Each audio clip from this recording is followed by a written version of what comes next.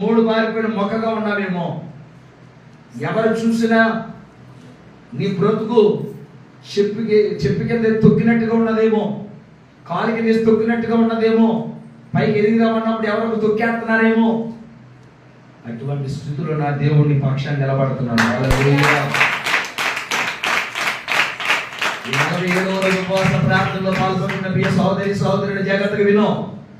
నీ జీవితం ఎంత అడుగు మారిపోయినా చిగిరించాలంటే యేసయ్య మంచు, యేసయ్య ఆత్మ నీ మీదకి రావాలి. హల్లెలూయా. అంటే జాగ్రత్తగా గమనించు. ఎప్పుడైతే నీ మీద ఆయన రావాలంటే నీలో చెడుతనం ఉండకూడదు. చెడుతనం విడిచిపెట్టి యేసయ్య దగ్గర పశ్చాత్తాపడడానికి రా. యేసయ్య దగ్గర పశ్చాత్తాపడితే, బ్రతుకు సరిదిద్దుకుంటే, చెడుతనం చేయకుండా కాపాడుకుంటే నీ ప్రాణాన్ని నా దేవుడు కాపాడతాడు. హల్లెలూయా.